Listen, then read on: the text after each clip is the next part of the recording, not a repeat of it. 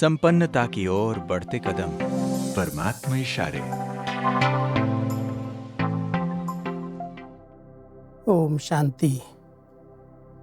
कोई भी पुरुषार्थ जो हम करते हैं उस पुरुषार्थ की प्रारब्ध तो निश्चित ही है। कर्म का फल अवश्य प्राप्त होता है, लेकिन कई बार हम जो भी सेवाएं करते हैं अनेक प्रकार की इच्छाएं होती हैं उसके फल को प्राप्त करने की। परमात्मा बहुत रमणीकता से कहते हैं, बच्चे जैसे दुखों की लिस्ट बहुत लंबी है, ऐसे ही इच्छाओं की लिस्ट भी बहुत लंबी है। कोई की भी निष्काम वृत्ति नहीं रहती।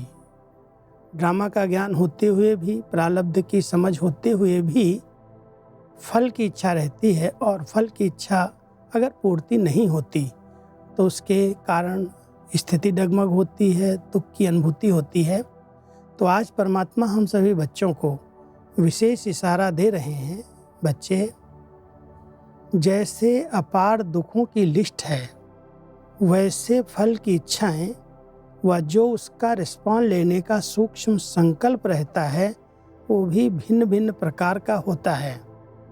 निष्काम वृत्ति नहीं रहती। पुरुषार्थ के प्रारब्ध की नॉलेज होते हुए भी उसमें अटैचमेंट रहती है।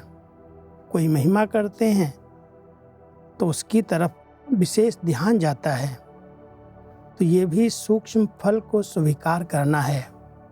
अगर मैंने कोई सेवा की और कोई ने मेरी महिमा कर दी, बहुत अच्छा किया, तुमने तो बहुत अच्छा किया, तो वो जैसे हमने महिमा स्वीकार कर ली, अंदर से उसके और समीप आएंगे, उससे बात करना चाहेंगे, और कोई उसमें अगर कटाक्ष कर देगा, कोई करेक्शन कर देगा तो उससे हम दूर चले जाएंगे।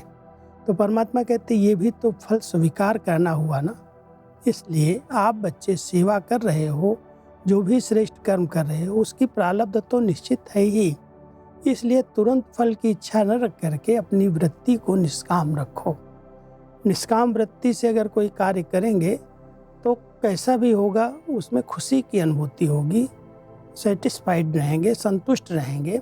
इसलिए परमात्मा हम सभी बच्चों को कह रहे हैं, बच्चे ये फल की इच्छा रख करके कोई सेवा नहीं करो, सेवा करते चलो, फल तो मिलना ही है।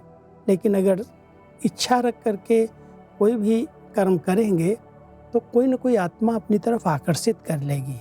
इसलिए परमात्मा हम सभी बच्चों को इच्छा मात्रम अविद्या की स्थिति में रहने की प्रेरणा दे रहे हैं, इशारा दे रहे हैं। ओम शांति।